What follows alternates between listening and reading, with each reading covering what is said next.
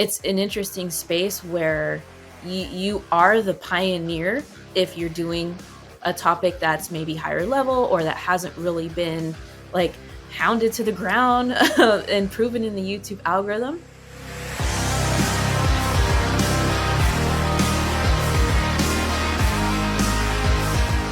These days now, I'm seeing a lot of people teach like, oh, YouTube automation. You don't have to talk to them to show you your face on camera. You don't have to have a personality. You don't have to have a face or a brain.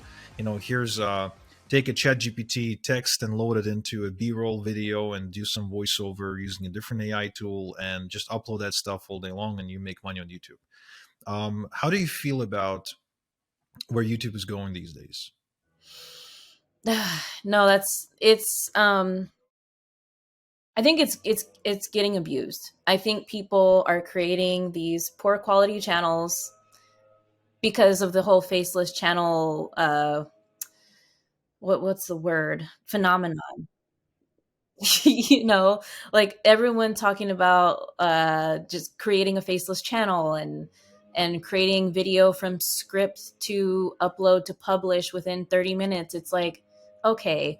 I mean, they're not to take away the quality of some YouTube channels that have amazing animated videos and faceless content, but it's not associated with Chat GPT. Like they're real cinematic videos. Like, I just think that the whole YouTube automation, cash cow channels, it's definitely an abused field, and it just lowers the quality of content on YouTube, in my opinion. I don't like. I've never taught that specifically. I love teaching, you know, go getters, entrepreneurs, like how to be the brand and how to, you know, drive quality traffic and leads to your business from the value you give out there, right? And to grow your legacy. And just, I don't know, that's not really my I don't really, I'm not a true fan of the whole cash cow automation channel. So Yeah, but we're seeing it more and more now, and across all the different fields. Now, people trying to. I mean, there's a saying, "Marketers ruin everything," and as a marketer, I wholeheartedly agree. It's anything that comes out is immediately being abused to make money in some way. But the problem is that as soon as everybody starts doing that, the game changes again. And so with SEO, with AI, obviously now there's AI content checkers, so you can't really do just pure AI. You have to adapt. But when it comes to real creators on YouTube now, I think they're up against a bigger issue, because even if somebody's got like this faceless automation channel, they're still producing a lot more. They're still giving YouTube what it wants, and that is frequent, fresh video content. It might lack original or creative thought, but it's frequent, and it's going to rank for the keywords. And I think that's terrible. I really do. Like, now it takes me way more time, and I kind of use YouTube as both for entertainment and for research. Now it takes a lot more time to find good information in certain industries. Again, in certain industries more than in others. For example, I was just looking at some surgical stuff the other day. There's a procedure where you can go in and you can remove a ruptured disc tissue. I get a lower back issue, and like, there was an actual video of a surgeon explaining the procedure and then doing it, and the screen was kind of half and half, and you could see him drilling through the tissue and everything. So that was amazing, and I really appreciate YouTube for that sort of content. But a lot of educational content these days is getting diluted or whatever, and I'm not liking that trend. I really hope YouTube does something to identify the trend, and maybe not kill it, but maybe suppress these videos that are purely done for the purpose of abusing the algorithm.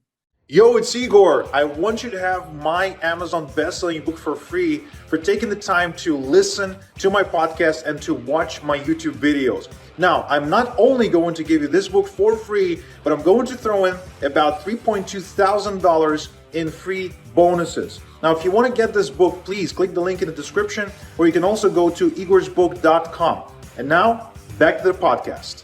well, I think the technology, if it's used right, it's amazing, right? I think it's a great way to for YouTubers, established full-time creators to leverage Chat GPT and other AI tools for help with scripting to save time during their workflow and during optimization. And it also can help in other areas on a company level. For example, analyzing customer support responses, and it helps. Like, it's a very useful tool for other things, but again, like, if it gets abused and there's just, like, trash b-roll automated content on YouTube, it's like, come on.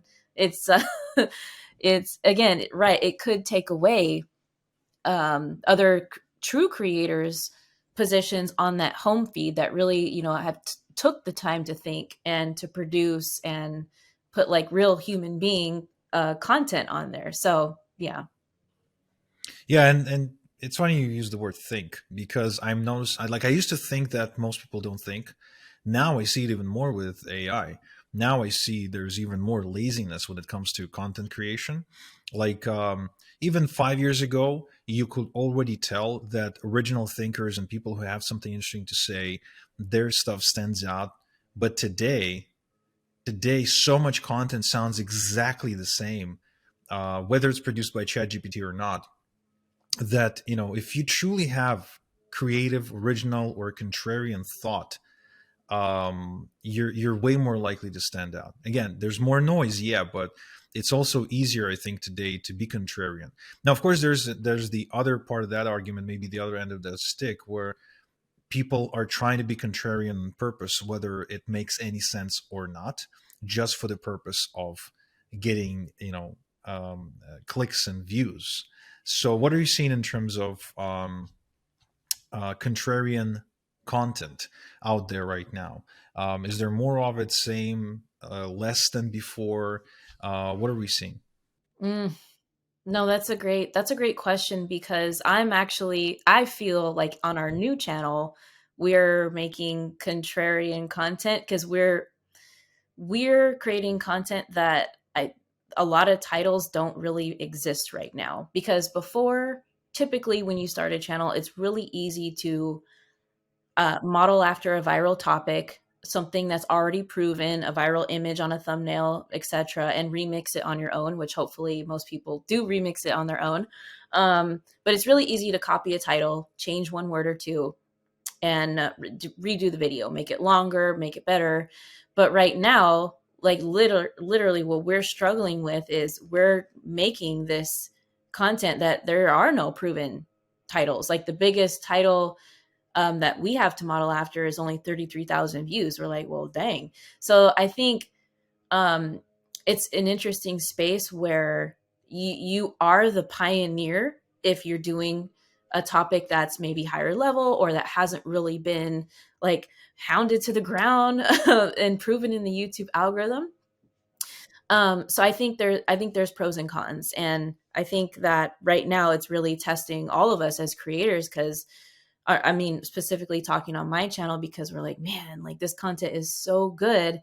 Um, but it's not really getting as picked up by the algorithm. But we know once a video pops off, then everyone's gonna want to model after us. And so it's kind of being those pioneers in a specific niche. Like, if your topic isn't very well known yet or established or super viral, I think that's totally okay, because eventually it definitely will be on the platform.